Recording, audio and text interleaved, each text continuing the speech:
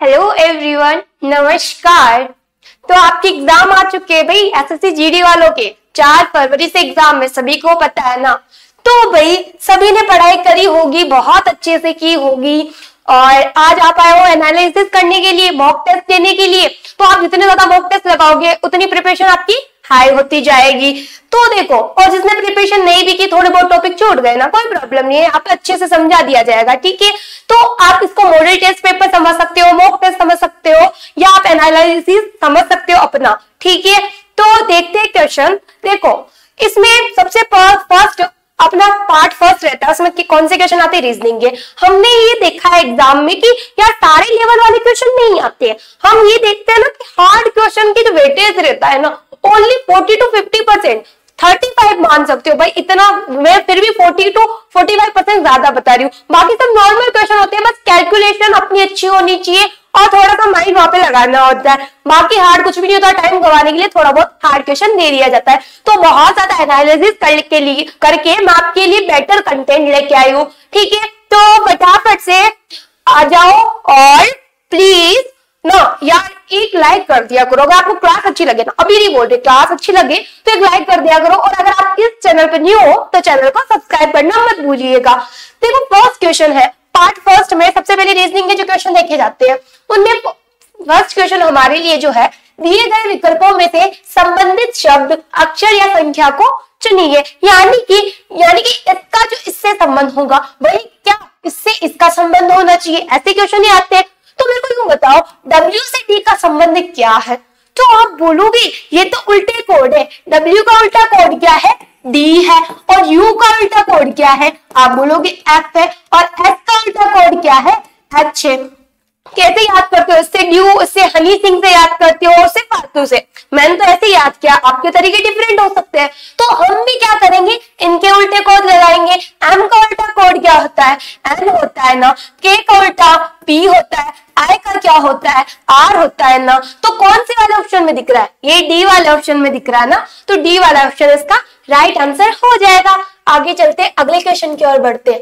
अगला क्वेश्चन है, दिए गए विकल्पों में से संबंधित शब्द को चुनना है। मतलब कि क्या करना है, जैसे नदी का धारा से संबंध है ना, वैसे हमें महासागर का किससे संबंध हो सकता है यही निकालना है, ठीक है। नदी से पानी की क्या निकलती है? धारा। तो महासागर से पानी का क्या होता है? प्रवाह होता है, या तालाब होता है, बांध होता है, समुद्र होता है। वही पानी का क्या होता है? प्रवाह होता है ना समुद्र से। तो ए वाला ऑप्शन इसका राइट आंसर हो जाएगा। बहुत ही ज्यादा इजी था, बस ऐसे ही, बस थोड़ा सा वही लगाना होता है। ऐसे ही बोलते हो एग्जाम तक होता है, कुछ नहीं होता है, सब इजी होता है।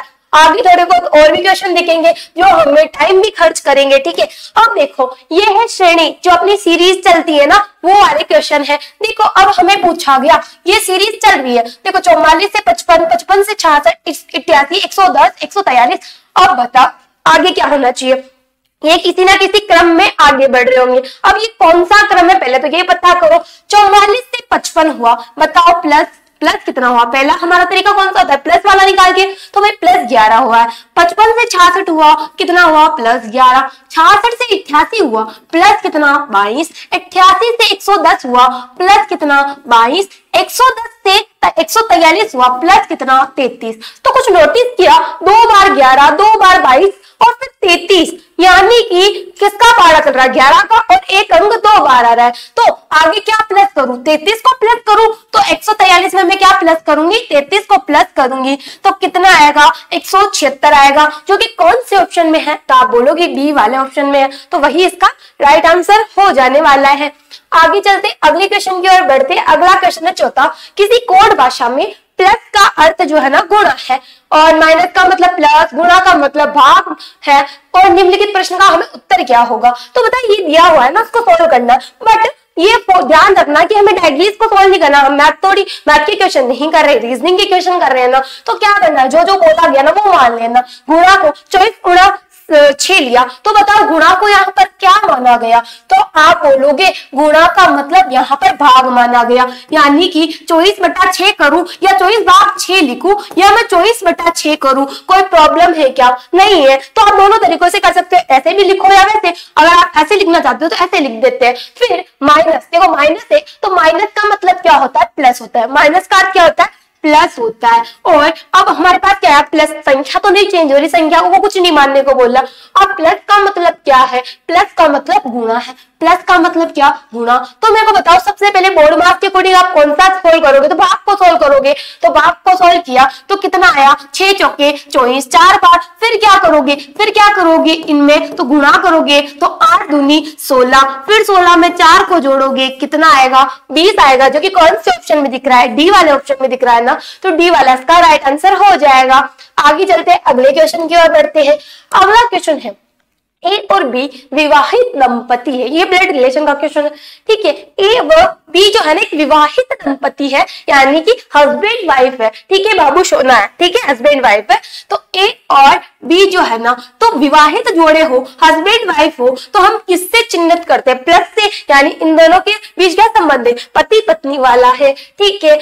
सी और डी भाई है, सी और जो डी है भाई है, यहाँ पर ना तो ए का जिक्र हुआ ना बी का, तो इस लाइन को अभी के लिए छोड़ देंगे। सी ए का भाई है, सी जो है ना ए का भाई है, यानी सी ए का भाई है। अब ये ए लड़का है या लड़की है, पति है या पत्नी है, हमें नहीं पता, पर सी जो है ना ए का भाई है। भाई को कैसे करते हो, ऐसे, भाई है तो क्या कर दोगे, प्लस। इनका हमें नहीं पता कौन हस्बैंड है कौन वाइफ, नहीं कर पाएंगे।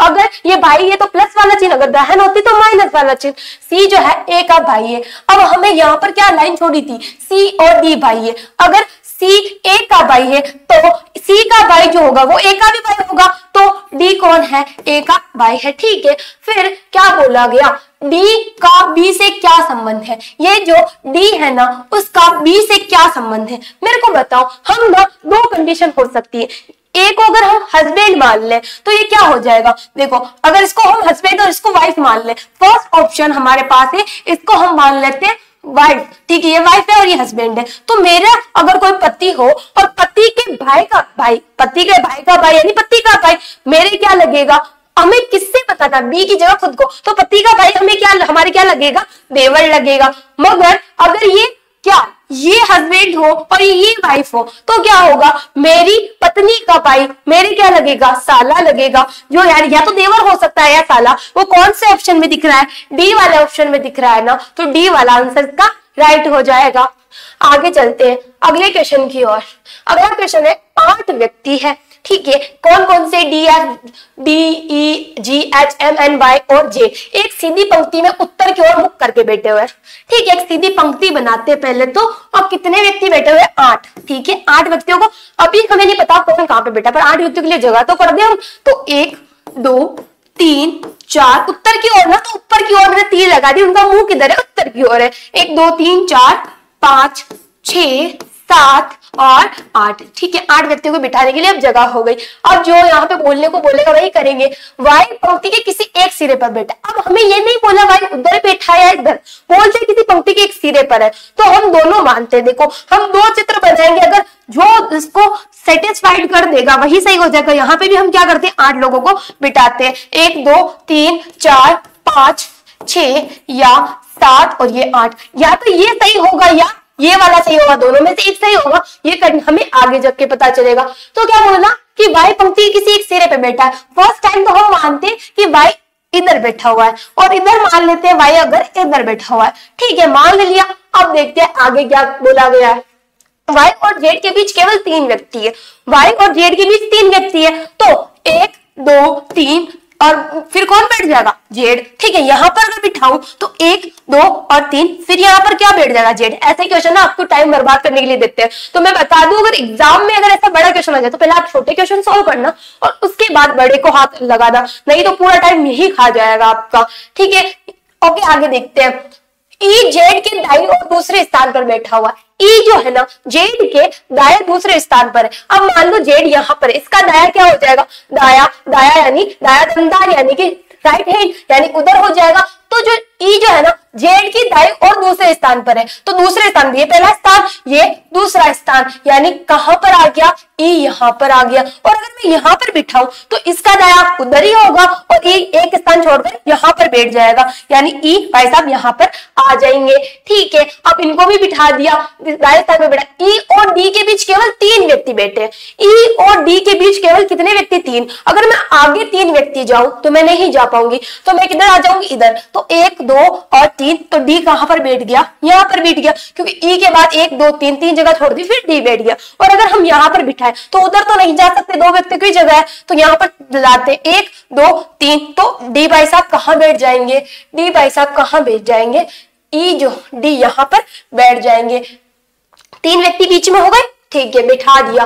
जी डी के बाई और किसी एक स्थान पर बैठा है, जी जो है ना डी के बाई और बैठा हुआ है, बाया बेकार यानी लेफ्ट हैंड। तो बताओ मैं ऐसे खड़ी तो मेरा लेफ्ट हैंड इधर है, तो ई अगर हम यहाँ पर बिठाए, किसको किसको बिठाए, जी को, तो ये यहाँ पर बैठेगा। और अगर उधर बिठाए तो जी यहाँ पर बैठेगा, ठीक है, स्थान पर बैठा है। लेकिन पंक्ति के किसी भी सिरे पर नहीं बैठा है, तो देखो यहाँ पर अगर जी को बिठाया, क्या पंक्ति के सिरे पर बैठा है, नहीं, पर यहाँ पर बिठाया तो बैठा है, यानी कि ये डायग्राम यहीं पे हमारा रॉन्ग हो जाता है, यानी अपना फर्स्ट वाला डायग्राम सही चल रहा था। तो अब हम इस पे नहीं रखेंगे, ना ही इस पंक्ति में हम बिठाएंगे, हम उसी पे फोकस करेंगे, ठीक है। अब आगे देखते हैं, एम जेड के ठीक दूसरे स्थान पे बैठा, एम जो है ना जेड के ठीक दूसरे स्थान पर बैठा हुआ है, एम जेड के ठीक दूसरे स्थान पर बैठा है, एम जेड के, ठीक है, एम जो है ना जेड के, एम जो है जेड के दूसरे स्थान पर बैठा हुआ है, तो इधर बिठाओ तो नहीं बिठेगा, तो जेड किधर बैठ जाएगा, दूसरे स्थान पर, यानी कि 1 2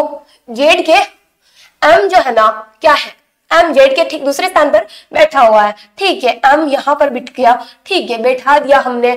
और एन एच के दाई ओर बैठा हुआ है, एन जो है ना एच के दाई ओर बैठा हुआ है, एच को अगर मैं यहाँ पर बिठाऊं तो दाया उधर हो जाएगा, एन एच के, एन जो है एच के दाई ओर, एन जो है ना वो एच के दाई ओर बैठा हुआ है, यानी पहले किसको बिठाओ, एच को बिठाओ। अगर मैं एच को इधर बिठाऊं तो एन क्या उसकी दाई ओर आ जाएगा, तो आप बोलोगे हाँ जी, एच, एन जो है एच के दाई ओर बैठा हुआ है, बिठा दिया, ठीक है। अब क्या बोला गया, एच के बाई ओर कितने व्यक्ति है, एच के बाएं की तरफ कितने व्यक्ति है, बाएं की तरफ, बाएं बेकार की तरफ कितने व्यक्ति है, तो 1, ये एच भाई साहब, इधर कितने व्यक्ति, 1 2 और 3, यानी कितने हो जाएंगे 3। देखो इसमें कितना टाइम खर्च हुआ, तो मैं पहले से आपको बोल दूं, जब एग्जाम में ऐसे क्वेश्चन करो तो बड़े वाले क्वेश्चन को एक टाइम के लिए छोड़ देना, जब लास्ट में आपके पास टाइम बचे तो कर देना, नहीं तो आपका पूरा टाइम खा जाएगा और आप आगे वाले क्वेश्चन भी सॉल्व नहीं कर पाओगे। तो बस ये जिद मत करना, मैं तो करके रहूंगा, बाद में करना आराम से जब टाइम बच जाए, तो बड़े क्वेश्चन आप पहले ना करो, ठीक है।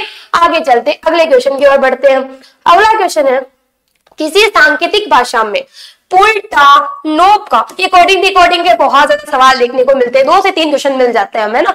तो ये कोडिंग डिकोडिंग का सवाल है कि किसी सांकेतिक भाषा में पुलटा नोप, पुलटा नोप का अर्थ क्या है, फल है अच्छा, क्या है, फल है अच्छा, यहां पर अच्छे से लिखते हैं, पुल का पुलटा नोप, राइटिंग अच्छी नहीं है यार, राइटिंग पे नहीं जाना, इसका अर्थ क्या है, फल है अच्छा, ठीक है, फल है अच्छा, बुरा नहीं है, फल तो हमेशा ही क्या अच्छे होते हैं, बस व्यक्ति के बुरा बनता है। नोप को तीर, अब अगला क्या है, नोप को तीर, ठीक है, नोप को तीर बराबर क्या है, इसका अर्थ है वृक्ष है लंबा, वृक्ष क्या है, लंबा है, ठीक है। अब आगे क्या बोला, पुल हो सोप का अर्थ, पुल हो सोप का अर्थ क्या है, पुल हो सोप का अर्थ है अच्छा भोजन, अच्छा भोजन खाओ, इसका अर्थ क्या है, अच्छा भोजन खाओ, ठीक है, अच्छा भोजन खाओ, ठीक है, अच्छा भोजन ही खाएंगे। और क्या बोला, तो इस भाषा में फल का सांकेतिक कुट क्या है, अब फल का अर्थ हमें बताना है, तो सबसे पहले हमें तो क्या करना पड़ेगा, जो सेम है उसको कट करते हुए हम चलेंगे, ठीक है, ये तिर है, ठीक है, तिर है, तिर, मैं खुद ही नहीं पहचान पा रही मैंने क्या लिखा है, ठीक है। तो यहाँ पर देखो क्या कुछ सेम है क्या, देखो यहाँ पे भी नोप है और यहाँ पे भी नोप है, यहाँ पे भी नोप है और यहाँ पे भी नोप है, तो नोप से नोप कट हो गया, तो यहाँ पर क्या सेम है और हे सेम है, तो ये कट गया। अब देखो अब क्या सेम है, यहाँ पे भी पुल है और यहाँ पे भी पुल है, तो पुल से पुल कट हो गया, और क्या सेम है, तो अच्छा और अच्छा सेम है। तो मेरे को बताओ हमें तो किसका निकालना, फल का निकालना है ना, तो फल का क्या बचा, यहाँ पे फल बचा और यहाँ पे टा बचा, तो फल का कोड क्या हो गया, टा हो गया ना, बोलो टा हो गया ना। हमें पूरा थोड़ी सॉल्व करना है, हमें ये थोड़ी देखना किसका क्या कोड है, हमें तो जो पूछा गया हमें वही निकालना है, तो फल का कोड क्या हो जाएगा, टा हो जाएगा। आगे चलते हैं अगले क्वेश्चन की और अगला क्वेश्चन है, भाई ऐसे क्यों घूम गया तू, घूम जाओ, क्या हो गया इसको, ऐसे क्यों घूम गया तू परेशान कर रहा है, उल्टा घूम गया मेरी तरफ। देखते हैं, खुल जाओ सिम, खुल जाओ खुल जाओ खुल जाओ। देखो अब ये हो गया हमारे, है ना। आगे चलते हैं। अगला क्वेश्चन है, निम्नलिखित उत्तर आकृति में कौन सा गण दिए गए प्रश्न आकृति से खुले गण से बनाया नहीं जा सकता। मैं इससे कौन सा गण नहीं बना सकती, तो जिसका सिलेबस कवर है उसको तो पता है भाई कैसे होता है। देखो हमें क्या करना है, एक छोड़कर एक छोड़ के एक, इसको छोड़ के ये और ये, यानी कि जहां पर ये बिंदु होगा वहां पर क्या नहीं होना चाहिए, ये 5 बिंदु नहीं होने चाहिए। यानी एक जहां पर आ गया एक बिंदु, वहां पर 5 बिंदु नहीं होने चाहिए, ठीक है। और जहां पर ये वाला निशान है वहां पर क्या नहीं होना चाहिए, ये वाला नहीं, क्योंकि एक छोड़कर एक ना, तो सबसे पहले तो इसको और इसको लिया, फिर इसको और इसको, तो बचा क्या, ये और ये। यानी कि जहां पर ये वाला निशान है वहां पर क्या नहीं होना चाहिए, तो आप बोलो ये नहीं होना चाहिए, हैशटैग, ठीक है। तो देखो हमें क्या बोला, नहीं बन सकता है, तो यानी कि हमें क्या चाहिए, इनके बराबर अगर ये दोनों मिल जाएगा तो वो नहीं बनेगा, ठीक है। तो देखते हैं, सबसे पहले यहाँ पर सबसे पहले हम देखेंगे डॉट को चेक करेंगे। अगर डॉट है तो क्या 5 दिया हुआ है, तो आप बोलोगे नहीं, यानी ये बन सकता है ये वाला। तो फिर हमने इस वाले को देखा, क्या ये वाला यहाँ पर है क्या, तो नहीं है, और ये वाला तो है, फिर हैशटैग है पर ये नहीं है, यानी ये तो बन सकता है, तो ये इसका राइट आंसर नहीं हो सकता। सेकंड वाला हमने चेक किया, तो यहाँ पर डॉट है, हाँ जी डॉट है, और ये 5 नहीं है, यहाँ पर ये रॉन्ग है और ये भी है, यानी ये नहीं बन सकता, और यही अपना क्या राइट आंसर हो गया। क्या बताओ मैं आगे के चेक करूं, तो आगे ये वही चेक करेगा जिसे टाइम पास करना होगा, तो हमारे पास टाइम वेस्ट करने की टाइम नहीं है, तो बी वाला इसका राइट आंसर हो गया। आगे चलते हैं, अगले क्वेश्चन की ओर बढ़ते हैं।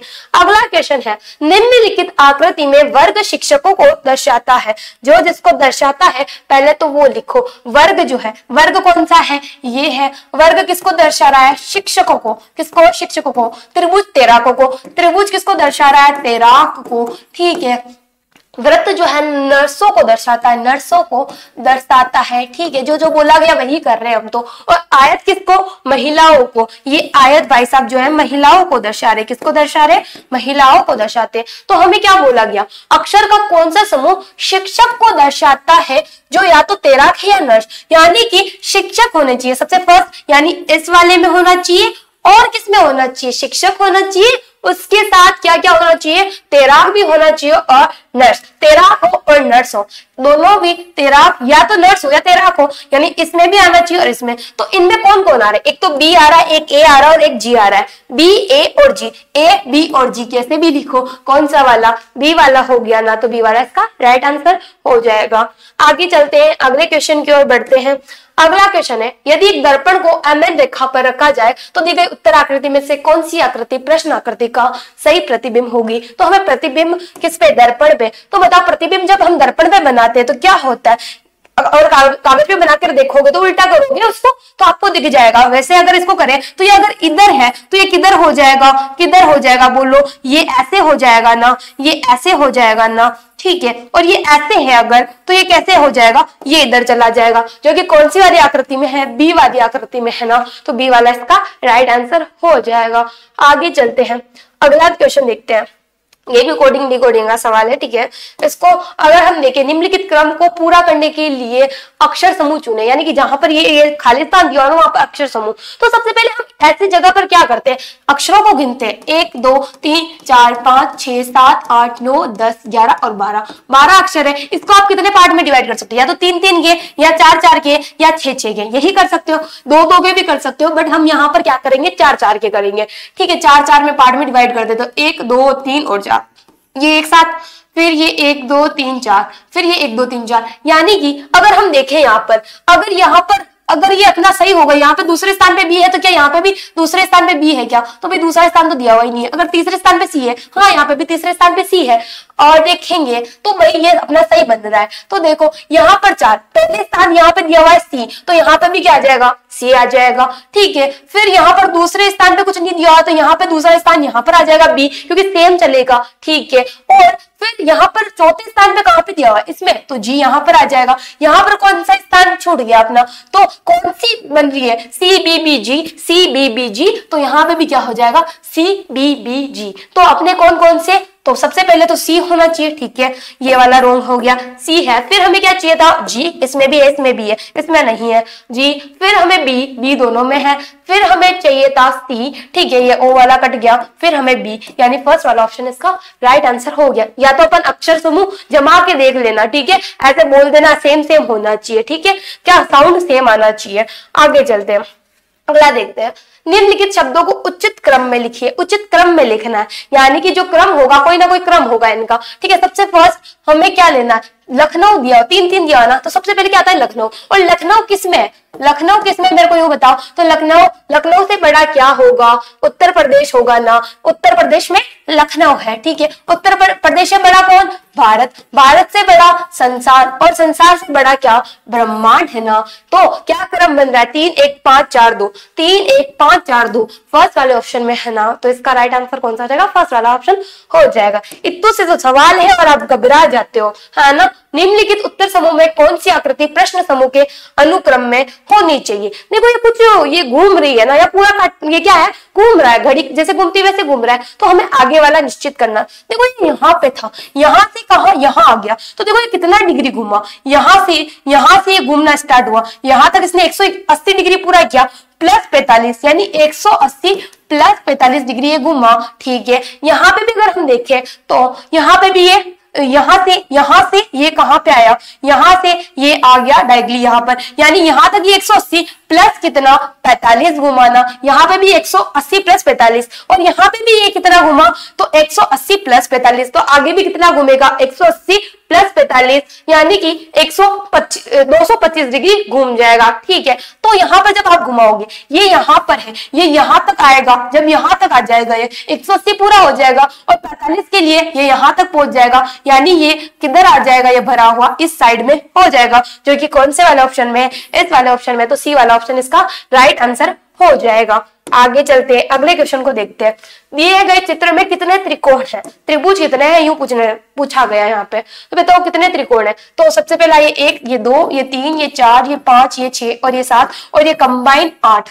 और तो कोई दिख रहा है क्या, किसी को और कुछ दिख रहा हो तो 8 ही दिख रहे हैं ना, तो कितने हो जाएंगे यहाँ पर, 8 इसका आंसर हो जाएगा। चलते हैं अगले क्वेश्चन की ओर, अगला क्वेश्चन देखते हैं। अगर किसी को और भी दिख रहे हो तो बता देना, है ना। आगे चलते हैं, नीचे दिए गए कथनों को पढ़े। सभी छात्र शिक्षक है, सभी जो छात्र है ना, ये डायग्राम कैसे बनाते हो, तो देखो ये सभी छात्र है, ये छात्र है सभी, ये क्या है, ये क्या है, सभी छात्र है शिक्षक, क्या है, शिक्षक है, क्या है, शिक्षक है, ठीक है। सभी छात्रों को शिक्षक बना दिया, ठीक है। आगे क्या बोला, कुछ शिक्षक प्रधानाचार्य, कुछ शिक्षक जो है क्या है, प्रधानाचार्य है, ठीक है, प्रधानाचार्य है। दिए गए विकल्पों में से कौन सा निष्कर्ष तार्किक रूप से उपरोक्त कथनों का अनुसरण करता है। हमें ये देखना है कि कौन सा कथन इसमें सही हो सकता है। तो कुछ छात्र प्रधानाचार्य, क्या कुछ छात्र प्रधानाचार्य है, भाई प्रधानाचार्य और छात्र का कोई कनेक्शन ही नहीं है यहाँ पर, तो ये रॉन्ग हो गया। सभी प्रधानाचार्य शिक्षक है, क्या सभी प्रधानाचार्य शिक्षक है, आप बोलोगे नहीं, तो ये भी रॉन्ग हो गया। कुछ प्रधानाचार्य शिक्षक है, क्या कुछ प्रधानाचार्य शिक्षक है क्या, हाँ जी, आप बोलोगे ये कुछ घेरा तो घेरा हुआ है, यानी सी वाला ऑप्शन इसका राइट हो जाएगा। अगला देखना चाहो तो आप देख सकते हो, बाकी सी वाला इसका राइट आंसर हो जाएगा। आगे चलते हैं, अगले क्वेश्चन की ओर बढ़ते हैं। अगला क्वेश्चन है, उस विकल्प का चयन करें संबंधित जैसे कि दूसरा जो तीसरे शब्द से। अच्छा, अब इनका जो संबंध है ना, पुस्तक का जैसे पढ़ने से, वैसे भाषण का किससे होगा, पुस्तक को क्या जाता है, पढ़ा जाता है, तो भाषण को क्या किया जाता है, भाई सुना जाता है ना। तो यहाँ पर क्या है, नकल थोड़ी निकाली जाती है भाषण की, क्या लिखवाया जाता है, नहीं, क्या सुना जाता है, आप बोलोगे हाँ जी, भाषण को सुना जाता है, तो सी वाला ऑप्शन हो जाएगा। इससे आगे वाले क्वेश्चन देखते हैं। इससे अगला क्वेश्चन है, उस विकल्प का चयन करें जो तीसरे पद से उसी प्रकार संबंधित है जिस प्रकार दूसरा पद। देखो अब यहाँ पे 6 से 180 हुआ, तो कुछ तो हुआ होगा। फिर हमें देखना है कि 5 से क्या हो सकता है, 6 से 180 हुआ, मेरे को बताओ कैसे हो सकता है।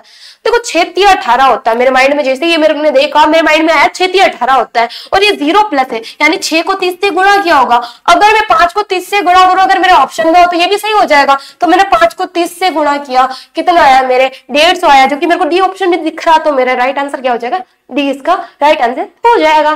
ठीक है, अब आगे चलते अगले क्वेश्चन की ओर। अगला क्वेश्चन है, निम्नलिखित प्रश्नों में दिए गए विकल्पों में विषम शब्द अक्षर संख्या को चुनिए। आप ना सबसे पहले तो रिक्वेस्ट, अगर क्लास अच्छी लग रही हो तो प्लीज यार लाइक कर देना, और प्लीज न्यू हो तो सब्सक्राइब कर दो। और अगर आप चाहते हो कि क्लासेस लाइव हो तो आप कमेंट कर सकते हो मेरे पास। अगर 100 से प्लस कमेंट आए ना कि लाइव क्लास होनी चाहिए तो लाइव क्लास भी ले लेंगे, ओके। और अगर बेटर रिस्पॉन्स रहा तो और भी क्लासेस करेंगे हम, ओके। अगर आप चाहते हो टॉपिक वाइज करवा दे तो टॉपिक वाइज करवा देंगे, ठीक है। बाकी मैथ्स की क्लासेस बहुत सारी हो चुकी है, वैसे जीडी के लिए नहीं थी, बट आप पढ़ लोगे तो कोई प्रॉब्लम नहीं है, ऑल कॉम्पिटेटिव एग्जाम के लिए हुई थी, स्पेशली जीडी के लिए नहीं थी। अगर आप चाहते हो स्पेशली जीडी के लिए लगा दे तो भी लगा सकते हैं, आपके कमेंट पे डिपेंड करता है, कमेंट आएंगे उतने हम लगा देंगे, ठीक है। अब अगले क्वेश्चन की ओर बढ़ते हैं। ये क्वेश्चन है कि हमें इनमें डिफरेंट देखना है, विषम शब्द देखना है। तो देखो सास, भतीजा, पोता और परदादा, इनमें सबसे अलग क्या दिख रहा है? देखो ये हमारी फैमिली है, पोता, परदादा, भतीजा, ये तो हमारी साइड की फैमिली होती है। पर सास वो अपनी पति की फैमिली होती है, ठीक है। ये अपने पति की फैमिली, पति वाली फैमिली अलग होती है, अपने मायके वाली, मायका और ससुराल अलग है ना, तो सास तो अलग कैटेगरी में आ गई ना, तो सास अलग हो जाएगी, ठीक है। सास को हम अलग कर देंगे, ठीक है। आगे देखते हैं। अगला क्वेश्चन है कि हम यहाँ पर CUP को लिखते हैं, CUP को क्या लिखा जाता है? FXS लिखा जाता है, और TEA को क्या लिखा जाएगा ये पूछा गया। तो C का कोड क्या है? 3 है, U का कोड 21, P का कोड 16, F का 6, X का कितना 24 और S का कितना 19, ठीक है। देखो 3 से 6 हुआ, प्लस कितना हुआ 3 हुआ, ठीक है। तो मैं T का 20 होता है, E का 5 और 1 का है, तो इसमें भी क्या कर दूंगी +3 कर दूंगी, तो कितना हो जाएगा 23। और 23 नंबर पे क्या आता है? W। क्या यहाँ पे W दिख रहा है? यहाँ पे और यहाँ पे, इसको रॉन्ग कर दू। आगे देखती हूँ, 21 से 24 हुआ, प्लस कितना हुआ 3 हुआ, यानी 5 में भी क्या 3 जोड़ दू। 5 में जब मैंने 3 जोड़ा तो 8 आया, और 8 नंबर पे मेरे क्या आता है? H आता है, ठीक है। H यहाँ पे भी और यहाँ पे भी है। फिर क्या हुआ? 16 से 19 हुआ, 16 से कितना 19 हुआ, तो कितना प्लस 3 हुआ, तो 1 में भी मैं +3 कर दूं तो 4 हो जाएगा, यानी फिर 4 होने पर मेरे क्या आएगा? D आएगा, जो कि कौन सा ऑप्शन में है? D वाले ऑप्शन में, तो D वाला इसका ऑप्शन राइट हो जाएगा। एक एक करते हैं ना तो इजी हो जाता है, अगर पहले ही आंसर आ जाए तो टाइम बच जाता है, और नहीं आता है तो फिर टाइम बराबर ही लगता है, कोई प्रॉब्लम नहीं है। टाइम हम तो देखते भाई बच जाए तो अच्छा है। उस वर्ण का चयन करें जो निम्नलिखित श्रृंखला में प्रश्न चिन्ह पाएगा। देखो इससे ये हुआ, फिर इससे ये हुआ, तो आगे क्या आएगा? देखो LUNA से हुआ ALUN, यहाँ पर ये सेम ही आया है। देखो A, देखो LUNA, इनको अगर मैं बोलूं 1 2 3 और 4, तो यहाँ पे क्या हुआ? जो चौथे नंबर का था वो पहले आ गया, A वाला आ गया, फिर आया L हमारे 1 नंबर पे था वो आ गया, फिर क्या हुआ? U भाई साहब जो 2 नंबर पे थे फिर वो आ गए, फिर कौन आए? A भाई साहब, फिर कौन आए? N भाई साहब, कौन आए? N भाई साहब जो कौन से नंबर पे थे? N भाई साहब कौन से नंबर पे थे? तो 3 नंबर पे थे, यानी इनको किस क्रम में जमाया? 4 1 2 3, यानी अब आगे देखते क्या इसी क्रम में जमाया हुआ है क्या? 4 को पहले हाँ जी, फिर 1 को हाँ जी, फिर क्या लिखा हुआ है? 2 वाले क्रम को हाँ जी, 2 वाले को लिखा हुआ है, फिर क्या तीसरे वाले को हाँ जी। तो आगे भी हम क्या करेंगे? इस क्रम में इनको हम जमा देंगे। पहले इनको नाम देते 1 2 3 4, तो सबसे पहले क्या? चौथे नंबर का क्या है? U, फिर कौन सा? फर्स्ट नंबर पे क्या है? N, फिर कौन सा? 2 नंबर पे क्या है? A, फिर 3 नंबर पे क्या है? L, यानी कौन सा हो जाएगा? UNAL कौन से ऑप्शन में है? C वाले ऑप्शन में ना, तो C वाला ऑप्शन इसका राइट आंसर हो जाएगा। आगे चलते हैं अगले क्वेश्चन की ओर, और 20 क्वेश्चन कंप्लीट हो चुके हैं। अब पार्ट 2 पे चलेंगे, जिसमें क्वेश्चन आते हैं आपके जीके जीएस के क्वेश्चन आते हैं, ठीक है। तो जीके जीएस के क्वेश्चन लिखते हैं। किस दर पर भारतीय रिजर्व बैंक वाणिज्य बैंकों से धन उधार लेता है? किस दर पे लेता है? पढ़ा होगा आप। जैसे अगर जीके जीएस नहीं पढ़ी है ना जिसने, कि हमारा कुछ कवर नहीं होता, तो आप क्या करो, ज्यादा से ज्यादा ना MCQ निकालने का ट्राई करो, जितने मॉक टेस्ट लगा सकते हो उतने लगाओ। अगर अब पढ़ना स्टार्ट करोगे ना तो नहीं होगा, तो मैं आपसे यही कहूंगी जितने MCQ निकाल सकते हो उतना निकालो। अगर आप चाहते हो कि हम MCQ की क्लास लगाते तो प्लीज कमेंट कर दीजिएगा, मैं सारे कमेंट पे छोड़ रही हूँ, जितने कमेंट आएंगे वो क्लास लगा दी जाएगी, और नहीं आएंगे तो फिर नहीं होगी, ठीक है। बाकी तो रहने दो, ठीक है।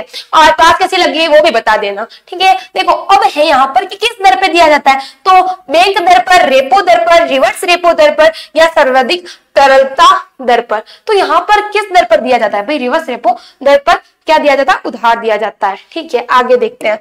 अगला क्वेश्चन है कि भारत के राष्ट्रपति को उनके कार्यालय की समाप्ति से पूर्व महाभियोग की प्रक्रिया के लिए किसकी अनुशंसा अनिवार्य है? प्रधानमंत्री की, लोकसभा अध्यक्ष की, भारत के मुख्य न्यायाधीश की, या संसद के दोनों सदन की? तो भाई संसद के दोनों सदनों से क्या लेनी पड़ती है भाई? महाभियोग से पहले क्या उनको बताना होता है, नोटिस देना पड़ता है, तो कौन सा भाई डी वाला हो जाएगा। आगे चलते हैं, अगला क्वेश्चन है भारतीय संविधान के किस मौलिक अधिकार में कहा गया कि मानव व्यापार, जबरिया श्रम और 14 वर्ष से कम वर्ष की उम्र के बच्चों को मजदूरी पर रखना अपराध है। तो भाई किस वाले कि 14 वर्ष से, क्योंकि शोषण हो रहा था ना 14 वर्ष से छोटे बच्चों का, तो क्या बोला कि उनको मजदूरी में नहीं रख सकते हो, तो ये किसका हो गया भाई, शोषण के विरुद्ध अधिकार हो गया। किसका हो गया, शोषण के विरुद्ध अधिकार। मैं पढ़ के नहीं सुना रही हूँ क्योंकि बहुत ज्यादा लंबी क्लास हो जाएगी, इसलिए मैं थोड़ी फास्ट चल रही हूँ। आप आंसर कर सकते हो, एनालिसिस कर सकते हो, और वैसे भी GK GS is not my subject, मेरा सब्जेक्ट है रीजनिंग और मैथ, और अगर आप इंग्लिश पढ़ना चाहो तो मैं पढ़ा सकती हूँ, ठीक है। आगे देखते हैं, भारत का उपराष्ट्रपति बनने के लिए न्यूनतम आयु कितनी होनी चाहिए, तो न्यूनतम आयु कितनी होनी चाहिए इतना तो मेरे को भी बताया, 30 वर्ष होनी चाहिए, 35 वर्ष होनी चाहिए, 40 वर्ष या 37 वर्ष, तो हमें पता है कितनी होनी चाहिए, 35 वर्ष आयु होनी चाहिए। आगे चलते हैं, अगला क्वेश्चन देखते हैं। अगला क्वेश्चन है, चंद्रगुप्त मौर्य का पुत्र कौन था, बिंदुसार था, चंद्रगुप्त था, अशोक था, बिंबिसार था, कौन था भाई, चंद्रगुप्त का बेटा कौन था, तो बिंदुसार था। कौन था, बिंदुसार था।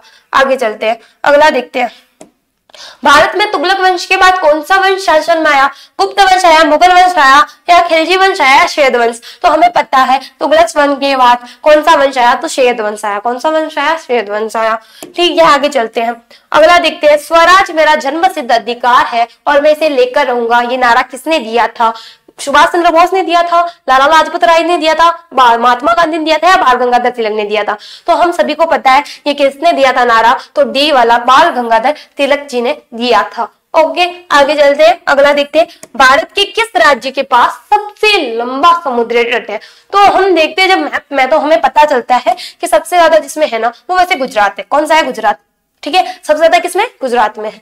आगे चलते हैं, अगला क्वेश्चन देखते हैं, निम्नलिखित में से पौधे की किस भाग में कक्षीय कली विकसित होती है, किस भाग में होती है भाई, शाखा में होती है ना, कहाँ पे होती है, शाखा में होती है, तो सी वाला ऑप्शन इसका राइट आंसर हो जाएगा। आगे चलते हैं, जाइलम निम्नलिखित में से किसकी परिवहन में सहायता करता है, जाइलम है ना वो किसके परिवहन में सहायता करता है, तो ऑप्शन है भोजन, पोषक तत्व, पानी, या ए और बी दोनों, तो यहाँ पर हमें क्या पता है, पानी। कौन सा है, पानी है, ठीक है, पानी इसका राइट आंसर हो जाएगा। आगे चलते हैं, किस ग्रह को बोना ग्रह माना जाता है, किसको बोना ग्रह बोलते हैं भाई, प्लूटो को। किसको बोलते हैं, प्लूटो को बोला जाता है, तो कौन सा ऑप्शन होगा अपना, ये वाला ऑप्शन राइट हो जाएगा जिसका नाम है प्लूटो। क्या है, प्लूटो।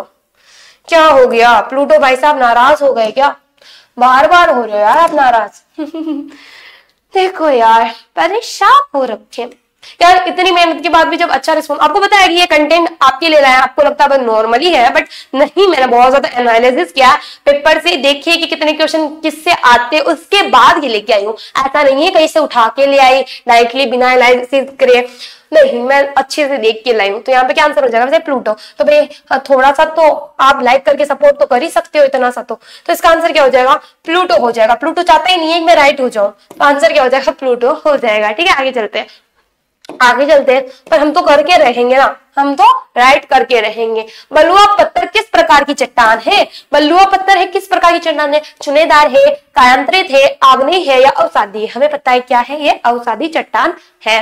ओके, आगे चलते हैं, आगे देखते हैं, बल का एसआई मात्रक क्या है, क्या पास्कल है, बोयल है, न्यूटन है, या वाट है, तो हमें पता है क्या है, न्यूटन है। क्या है, न्यूटन है।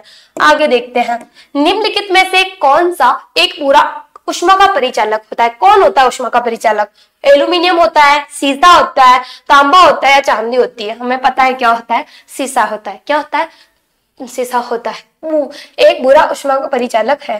ठीक है, अब लगा है जंग लगना है, जंग लगना क्या है, विद्युत अपवर्तन है, क्या ऑक्सीकरण है, क्या रेडॉक्स अभिक्रिया है, या अपचयन है, ये उपचयन नहीं है, अपचयन है, बताओ क्या है, तो हमें पता है क्या है, ऑक्सीकरण है। जब ऑक्सीजन से लगता तो क्या बन जाता है, वो जंग बन जाता है ना।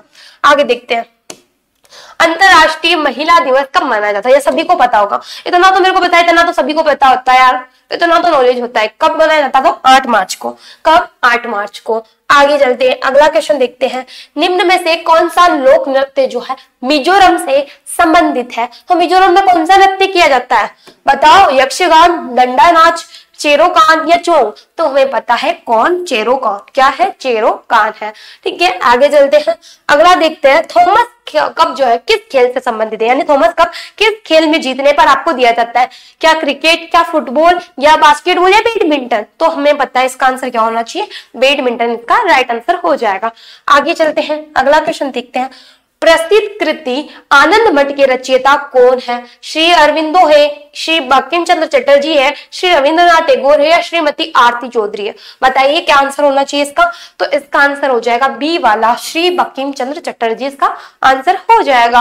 अगर किसी की बेटर परफॉर्मेंस नहीं है ना, तो प्लीज डरना नहीं। इतना ज्यादा आप मॉक टेस्ट दोगे, इतना ज्यादा आप खुद को बेटर प्रूफ करोगे, आप ये सोचोगे भाई हाँ मैं कर सकता हूँ, ये वाला माइंड थिंक मत लाना कि बहुत ज्यादा कॉम्पिटिशन है और मेरे से नहीं हो पाएगा। सब हो जाएगा, क्योंकि किसी ना किसी को तो सीट मिलेगी ना, वो भी तो इंसान है, ऊपर से फरिश्ता तो नहीं आया। ठीक है, उसको भी मिलेगी तो आपको भी मिल जाएगी। ठीक है, तो डोंट वरी, अपने माइंड में थोड़ी सी पॉजिटिव थिंक रखना, सब कुछ हो जाएगा। ठीक है, अब देखो अगला क्वेश्चन है, ब्रिक्स ने न्यू डेवलपमेंट बैंक एनडीबी किसके लिए गठित किया है? बताओ किसके लिए गठित किया?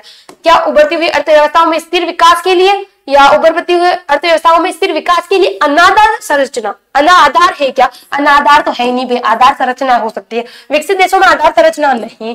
ठीक है, केवल ब्रिक्स देशों में आधार संरचना नहीं, उभरती हुई अर्थव्यवस्था में स्थिर विकास के लिए आधार संरचना निधियन। ठीक है, आगे देखते हैं, अगला, और अपना ये क्या है, पार्ट 3, और मेरा फेवरेट है मैथ्स। ठीक है, मेरी फेवरेट सब्जेक्ट है, हम इसको देखेंगे और बहुत अच्छे से समझेंगे। ठीक है, 2 अंक की संख्याओं का गुणनफल जो है 2160 है और उनका महत्तम समापवर्तक 12 है, तो बताएं संख्या है क्या? ये क्वेश्चन किसका है? एलसीएम और एचसीएफ का, जो कि बिल्कुल ही नॉर्मली लगता है हमें कि भाई नॉर्मल सा चैप्टर है, पर क्वेश्चन भी बहुत ज्यादा बड़े बड़े आ जाते हैं, बहुत ज्यादा बड़े बड़े आ जाते हैं। तो यहाँ पे क्या लिखा हुआ है, कोई है ना 2 संख्या का गुणनफल 2160, आपको एक रूल पता है, एलसीएम इंटू एचसीएफ करूं तो वो किसके बराबर होता है? नंबर फर्स्ट, यानी नंबर पहला जो भी होगा, नंबर दूसरे से, मैं अगर 2 नंबर मेरे को दिए और उनके एलसीएम एचसीएफ निकाल लेना मेरे को, तो अगर मैं एलसीएम और एचसीएफ का गुणा करूं तब भी मेरे को वही संख्या मिलेगी जब मैं दोनों नंबर को गुणा करूंगी। तो देखो, तो यहाँ पर क्या, दोनों का गुणनफल, दोनों संख्याओं का गुणनफल पहले से ही दिया हुआ है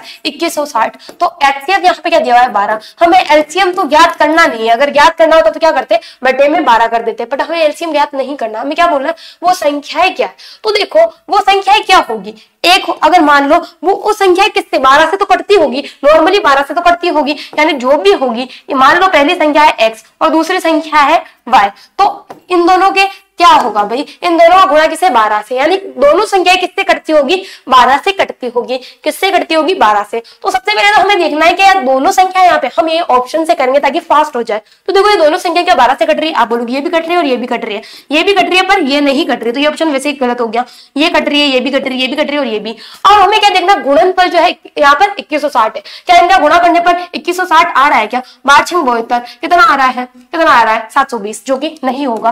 ठीक है, 36 को अगर मैं 60 से गुणा करूं तो कितना आएगा, 36 और 6 18 और 3 यानी कि 21, यानी 216, और ये 2160 आ रहा है क्या, आप बोलोगे हाँ जी, तो बी वाला, सी वाला ऑप्शन इसका राइट हो जाएगा। बट अगर आप इसको भी गुणा करोगे तो कितना आएगा 2160, पर 30 जो है ना 12 से नहीं करता है, ये अपने कंफ्यूजन के लिए दिया गया है बस, तो सी वाला ऑप्शन इसका राइट हो जाएगा। आगे देखते हैं, कोई धनराशि ए, बी और सी के बीच में 5:6:9 के अनुपात में विभाजित कर दी गई, यदि ए को 450 मिले हो तो कुल धनराशि जो है वो कितनी होगी।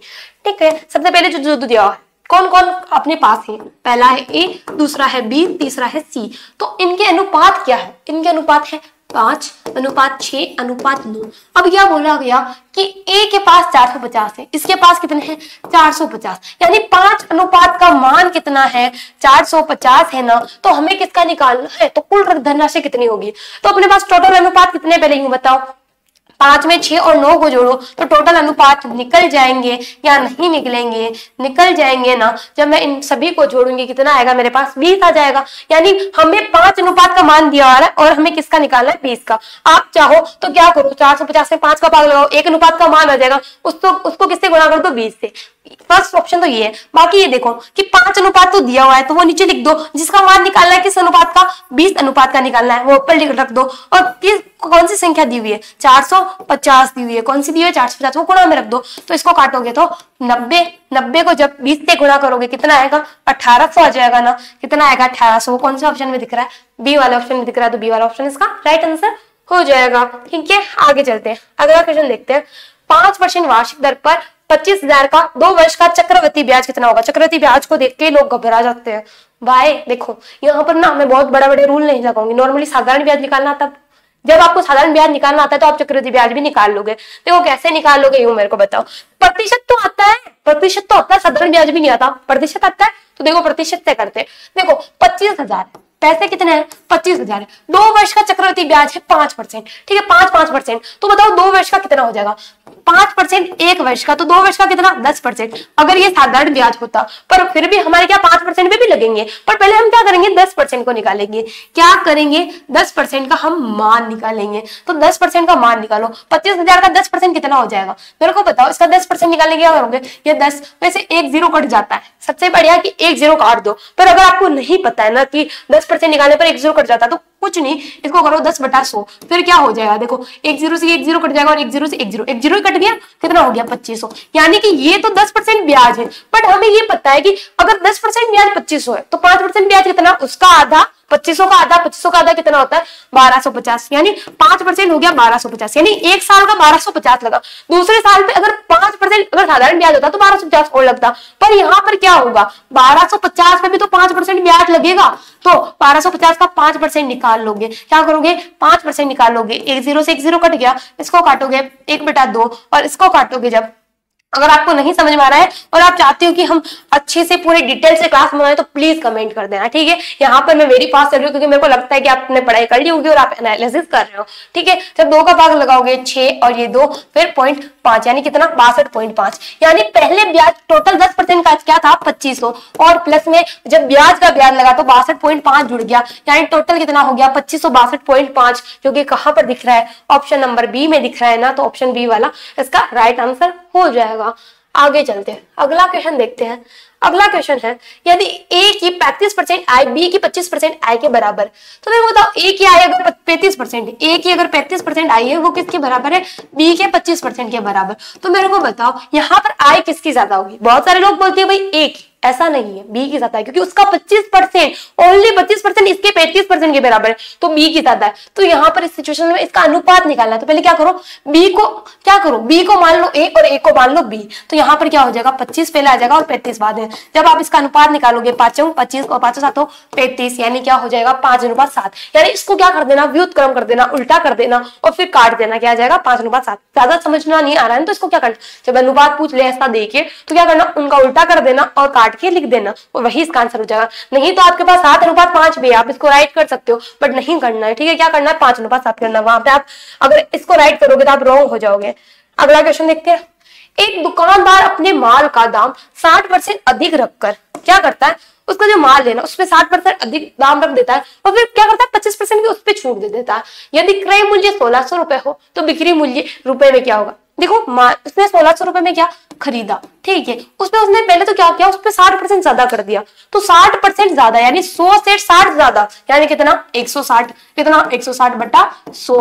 फिर उसने क्या किया? फिर 25% ये छूट दे दी, यानी 100 से 25 कम, यानी कितना? 75। यानी कितना हो गया? 75/100 हो गया। तो अब हमें बताना है कि इसको सॉल्व करने पे जो आंसर आएगा वही बताना है हमें। तो क्या करोगे? ये 2 0 से 2 0 कट हो गए, ये 1 0, देखो यहाँ पे 1 0 से 1 0 नहीं कट करते और इसको 25 से काट देते हैं। 25 के 75, 25 चौके 100, फिर काटोगे 4 चौके 16 और 0। आप किसी भी तरीके से काटना चाहो, ये आपकी चॉइस है, ठीक है। ये किसकी चॉइस है? आपकी चॉइस है, ठीक है। अब क्या करोगे? 16 को 4 12 से, कितने? 4 × 12, 12 को सब 16 से आप गुणा करोगे। 16 से 12 को जब आपने गुणा किया तो बिक्री मूल्य क्या होगा? ठीक है, 60% रख दिया, उसका क्या किया? अधिक रख दिया, 160/100 हो गया, ठीक है। फिर उसमें क्या किया? 25% की छूट दे दी, तो 75/100 है, ठीक है। हमने 2 0 से 2 0 को काट दिया और यहाँ पे जब 25 से काटा, 25 के पीछे तो 25 के 100। फिर हमने क्या किया? इसको 4 से काटा तो 40 बार चला गया। फिर 16 को हम किससे गुणा करेंगे? 40 से, फिर 3 से, तो 4 × 12 120 हो गया। 120 को 16 से गुणा करोगे, कितना आएगा? 160 और 32 कितने होते हैं? वैसे गुणा कर देना, गुणा करना है, मैं कुछ भी नहीं कर रही हूँ। क्या कर रही हूँ? ओनली और ओनली क्या कर रही हूँ? गुणा कर रही हूँ। तो कितना हो गया? 192 192 192 और 0, यानी कितना हो गया? कितना हो गया 1920 हो गया। कौन सा, आप जब इन तीनों को गुणा करोगे कितना आएगा 1920, इसका आंसर हो जाएगा। ओके, तो भाई आपका क्या है, कैलकुलेशन थोड़ी सी अच्छी होनी चाहिए, मेरी जैसी नहीं होनी चाहिए, अच्छी होनी चाहिए, तब भी क्या आप कर पाओगे। ठीक है, तो आप सबसे पहले तो ट्राई करना आपकी कैलकुलेशन बेटर हो जाए। ठीक है, आगे चलते हैं। 60 विद्यार्थियों की कक्षा में प्राप्त अंकों का औसत है 65। ठीक है, 60 विद्यार्थियों का औसत 65, यानी एक का 65, तो 60 का कितना, 60 इंटू 65। ठीक है, तो टोटल विद्यार्थियों का है, उनमें से आधे यानी 30 का आधा कितना 30, 60 का आधा कितना 30। ठीक है, उनमें से आधे विद्यार्थियों का औसत है 85, यानी एक का 85 तो 30 का कितना 30 इंटू 85। ठीक है, औसतन है, तो शेष विद्यार्थियों द्वारा प्राप्त अंकों का ज्ञात कीजिए। तो दूसरे विद्यार्थी का औसत क्या होगा ये पूछा गया। तो सबसे पहले तो अब इसको ज्ञात करो, 5 छंगे 30, 3 बचा, फिर 5 छंगे 30, 75 36, 36 में 3 को जोड़ो कितना आया 39, यानी 3900 इसका आंसर आया। ठीक है, 30 को मैं 85 से अगर गुणा करूं तो 5 15 और 8 24 25। ठीक है, 2550, यानी कि यहाँ पर तो 39 और यहाँ पे 2550, यानी इनमें से इसको घटा दूं तो बाकी 30 का निकल जाएगा ना, क्योंकि वो टोटल 60 का और ये 30 का है। तो मैं बाकी 30 का निकालने के लिए क्या करूं, 3900 में से 2550 को घटा दूं ना, तो जब मैं घटा दूंगी तो मेरे पास कितना आ जाएगा, तो आप बोलोगे 1350 आ जाएगा, जो कि किसका होगा 30 का होगा। तो बताओ औसत यानी एक का कितना, जब 30 का 1350 तो एक का कितना हो जाएगा 1350 बटा 30 हो जाएगा, कितना हो जाएगा 1300 बटा 30, यानी 0 से 0 कट गया। जब 3 का भाग लगाऊंगी 135 में तो कितना आएगा, 3 जो के 12, 3 5 15, यानी कौन सा आंसर 45 इसका आंसर हो जाएगा। क्या आंसर हो जाएगा 45 इसका आंसर हो जाएगा। डिटेल में चाहते हो, स्लोली चाहते हो तो प्लीज कमेंट, वैसे इतना टाइम नहीं है, मैंने जहां तक देखा कि यार अभी एग्जाम आने वाले हैं तो मैंने फास्ट किया है। ठीक है, अगर आपको ज्यादा फास्ट लग रहा है तो कमेंट कर देना प्लीज। ओके, आगे चलते हैं। आपके लिए मैथ्स की अलग से क्लास लगा देंगे। ठीक है, कोई प्रॉब्लम नहीं, बट अच्छा रिस्पॉन्स होना चाहिए और बहुत ज्यादा कमेंट होने चाहिए, इसीलिए बाकी मैं नहीं करूंगी, क्योंकि यार लाइव क्लासेस मेरा अच्छा रिस्पॉन्स नहीं मिला तो फिर मैंने रिकॉर्डेड करना स्टार्ट किया। अगर आप बोलोगे लाइव का तो फिर मैं लगा दूंगी। ठीक है, आगे चलते हैं। यदि क्रय मूल्य और विक्रय मूल्य 10:11 के अनुपात में है तो लाभ प्रतिशत, अगर मैं 10 में कोई चीज खरीदूं, ये क्रय है, क्रय यानी खरीदना, और विक्रय यानी बेचना, 10 में खरीद कर मैंने 11 में बेची तो लाभ कितने का हुआ 1 का। तो 10 पे जो लाभ किस पे होता है, जब जिस रुपए पे हम खरीदते हैं उस पे लाभ होता है। मैंने 10 रुपए में खरीदी थी, 11 रुपए में बेची, तो 10 रुपए पे तो मेरे को 1 रुपए का लाभ हुआ। तो 10 रुपए में 1 रुपए का लाभ कितना प्रतिशत है, वही तो निकालना है। तो मैं 100 कर दूं, 1 0 से 1 0, तो कितना हो जाएगा 10% इसका आंसर हो जाएगा। क्या आ जाएगा 10% इसका आंसर हो जाएगा। ज्यादा टफ क्वेश्चन नहीं आते, बस हमारी माइंड की थिंकिंग होती है। बस मैंने बोला ना, ज्यादा क्वेश्चन टफ नहीं होते। लगभग आप मान सकते हो कि पूरे पेपर में आपके हो सकते हैं 10 से 15 क्वेश्चन टफ हो, बाकी नहीं होते हैं। ठीक है, वो अपनी माइंड थिंकिंग होती है कि बहुत ज्यादा टफ पेपर था। चावल की कीमत 60% बढ़ गई, चावल को पुनः मूल कीमत पर लाने के लिए नई कीमत को कितना कम करना चाहिए। देखो 60% बढ़ गया, मान लो कि पहले वो था 100, मान लो वो पहले 100 था, अब कितना हो गया 60% बढ़ गया, तो कितना हो गया 160%। पहले 100% था, अब 160% हो गया। अब मैं वापस इससे ये लाना चाहूं, यानी 160 से 100 क्या करूंगी, वापस 60 को कम करना चाहूंगी, किस पे 160 पे। 160 पे 60 को कम करने के लिए कितना प्रतिशत होना चाहिए, तो 160 निकालना, कम करना है, यानी कि 160 से 60 में वो कम करना है, तो 60 का ही मान निकालना है कितना प्रतिशत होगा। ठीक है, 1 0 से 1 0 कट हो गया। जब मैंने 600 बटा 16 किया तो 48 और 12 बचा, तो मैं 16 क्या काटूंगी, ठीक है इसको काटूंगी। जब मैं किससे काट सकती हूँ, मैं एक काम करती हूँ, मैं सबसे पहले तो क्या करती हूँ 600 बटा 16, ठीक है 600 बटा 16 इसको मैं करती हूँ 4 से कट कर देती हूँ, मेरे को भाई कट करने से आसानी हो जाती है। ठीक है, 4 एकम 4, 4 पंचो 20, 150, फिर 150 बटा 4 हुआ, इसको मैं सॉल्व करूंगी, कितना आएगा 4 3 12, फिर 3 बचा, फिर 4 7 28, और फिर कितना बचा 1 बचा, बटे में कितना 2, यानी कौन सा ऑप्शन हो गया 37 सहित 1 बटा 2 इसका आंसर हो जाएगा। अगर आप 150 को भी 2 से काटना चाहो तो कितनी बार कट जाएगा, ये 150 काटोगे तो 75 बटा 2 आ जाएगा। जब आप 75 में 2 का भाग लगाते हो, जब आप 75 में क्या 2 का भाग लगाओगे कितना आएगा, तो 3 बार जाएगा 6, 1 बचेगा, फिर 15 उतरेगा, फिर कितनी बार 7 बार 14, फिर 1 बचा, जो बचेगा वो ऊपर और जो यहाँ पर भाग दिया वो नीचे आ जाएगा। तो कौन सा हो जाएगा 37 सहित 1 बटा 2 इसका आंसर हो जाएगा। आगे चलते हैं, अगला क्वेश्चन देखते हैं। एक छात्र ने दी 10 संख्याओं का औसत ज्ञात करते समय गलती से क्या किया, 46 के बजाय क्या लिख दिया, 64 लिख दिया। क्या किया, 46 की जगह उसने क्या लिख दिया, 64 लिख दिया। यानी कितना ज्यादा लिख दिया, मेरे को यूं बताओ, 46 से ज्यादा कितना लिख दिया, 64 लिख दिया। तो 56 64 यानी कि कितना ज्यादा लिख दिया भाई, 18 ज्यादा। कितना ज्यादा लिख दिया, 18 ज्यादा लिख दिया। कितना ज्यादा लिख दिया, 18 ज्यादा। यानी हम क्या करेंगे, जो टोटल होगा उसमें से 18 घटा देंगे। ठीक है, 46 के बजाय 64 लिख दिया तो औसत क्या आ गया, 50 आ गया। क्या आ गया, 50 आ गया। 10 संख्याओं का औसत कितना आ गया, 50। यानी 1 का 50 तो 10 का कितना, तो आप बोलोगे 10 × 50 यानी कितना हो गया, 500 हो गया ना। 10 संख्या का औसत हो गया 500। पर उसने क्या, 18 ज्यादा लिख दिया था, तो हम क्या कर देंगे, 18 को घटा देंगे। 500 में से मैं क्या कर दूंगी, 18 को घटा दूंगी। क्या कर दूंगी, घटा दूंगी। तो मेरे पास कितना आएगा, 482। कितना आया, 482। तो बताओ 482 10 लोगों का, तो एक का कितना, औसत ही तो निकालना, औसत मतलब एक का। तो 482 बटा क्या कर दूंगी, 10, यानी कितना आ जाएगा, 48.2। यानी आंसर क्या हो जाएगा, 48.2 इसका आंसर हो जाएगा। ठीक है, ए वाला ऑप्शन राइट हो जाएगा।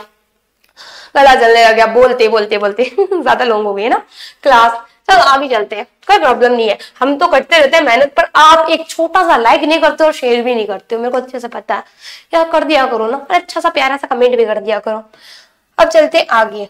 15 संख्याओं का औसत है 7। 15 संख्या है ना, उनका औसत है 7। यानी 1 का 7 तो 15 का कितना, 15 × 7 ना कितना, 15 × 7 ना तो कितना हो गया, 105। कितना हो गया टोटल, 105। यानी पहली 8 संख्या जब ऐसे हो ना, तो हमें क्या करना है, 15 संख्याएं हैं मान लो, 1 2 3 4 5 6 7 8 9 10 11 12 13 14 15। बट यार अगर हम अब इतना, अब जीडी के लेवल पर अगर ऐसे करोगे तो बहुत मुश्किल होता है, ऐसे नहीं करना होता। बट फिर भी अगर समझाने के लिए समझाया जाए तो ऐसे 15 को बिठा देना। फिर पहली 8 संख्या का औसत देख लेना, 65 है। 1 2 3 4 5 6 7 और 8, यानी ये 8 संख्या का औसत कितना है, 65 है। ठीक है, 65 1 का, तो 8 का कितना, 8 × 65 ना कितना, 8 × 65 तो कितना हो जाएगा, कितना हो जाएगा, 460। ठीक है, और आगे क्या बोला गया, और अंतिम 8 संख्या का औसत है 8.5। यानी अंतिम जो ये 8 संख्या है ना, उनका औसत कितना है। यहाँ पे देखो यार, ये मिडिल की संख्या डबल बार काउंट हो गई। क्या हो गई, डबल बार काउंट हुई है। ठीक है, तो 8.5 ये इनका है, 8.5 कितना है, 8.5 है। ठीक है, देखते 8 × 5 = 40। ठीक है, 0 कट जाएगा, और 8 × 64, 64 में 4 को जोड़ूंगी तो 68। कितना आ जाएगा, 68 हो जाएगा। कितना हो जाएगा, 68 हो जाएगा। तो कितना आ जाएगा, 68 8 × 40। ओके, क्या हो जाएगा। ठीक है, अब हमें क्या निकालना है, मिडल वाला निकालना है। हमें क्या करना है, मिडल वाला निकालना है। हम क्या करेंगे, सबसे पहले 8.5 को 8 से गुणा करेंगे, तो 8 × 5 = 40 और 8 × 8 = 64। 64 में मैंने 4 को जोड़ा तो कितना, 68 आया। यानी कितना आ गया, 68.0। ठीक है, कितना हो जाएगा, 15 संख्याओं का औसत 7 है। ठीक है, यदि 8 संख्याओं का औसत 65 है, 65 कैसे हो सकता है, 8 संख्याओं का औसत 65 हो ही नहीं सकता ना। 65 कैसे होगा, 65 एक का ही हो जाएगा, तो टोटली 105 हो रहा है ना। 65 तो रोंग है भाई, ये 65 रोंग है। सॉरी, ये क्वेश्चन गलत है। ठीक है, 65 नहीं हो सकता। I am really sorry, question ही रोंग है। आगे चलते, किसी बेग को 230 में बेचे जाने पर, मैंने किसी बेग को 230 रुपए में अगर बेचा ना, तो क्या हुआ, 15% का लाभ हुआ। अगर ऐसे क्वेश्चन आपके चले जाएंगे ना, कि मेरे जैसे पिछला टाइप गलत हो गया, तो आपके ना स्कोर ना प्लस हो जाएंगे। ठीक है, या तो वो क्वेश्चन ही हट जाएगा या ज्यादा आ जाएंगे, है ना। देखो, किसी बेग को 230 रुपए में बेचे जाने पर 15% का लाभ हुआ। 230 में बेचा तो 15% का लाभ, यानी वो 100% मूल्य में आता है, 15% का लाभ हो रहा है। यानी किसका मान हो गया ये, 115% का। किसका मान हो गया ये, 115% का मान हो गया। ठीक है, यदि बेग को 20% लाभ पर बेचा जाता, तो बताओ उसकी बिक्री कीमत क्या होती। तो 20% लाभ पे बेचते तो 120% का मान निकालना है। तो देखो 115% दिया हुआ था, तो नीचे क्या लिखोगे, 115, और हमें क्या निकालना, 120, और क्या दिया हुआ है, तो 230 दिया हुआ है। तो ठीक है, 115 का दिया हुआ है। अब हम इसको सॉल्व करेंगे, जब किससे काटेंगे, 5 से, 5 दूना 10, 5 3 15, 5 दूना 10 और 5 चुकी 20, 24 बार कट गया। इसको काटोगे 10 बार कट जाएगा, फिर कितना आ जाएगा, 240। कितना आ जाएगा, 240। यानी सी वाला ऑप्शन इसका राइट आंसर हो जाएगा। कौन सा हो जाएगा, सी वाला इसका राइट आंसर हो जाएगा। ए और बी के कार्य दर 2:3 के अनुपात में उनके लिए किए गए दरों का अनुपात क्या होगा। देखो, इसमें कुछ भी नहीं करना, इनका कार्य की क्षमता क्या है, 2:3, तो दिन की क्षमता क्या हो जाएगी, 2:3 का उल्टा, यानी कितना, 3:2। यानी 3:2 कौन से वाले ऑप्शन में, तो इस वाले ऑप्शन में, तो ये इसका राइट हो जाएगा। आगे चलते हैं, अगला क्वेश्चन देखते हैं।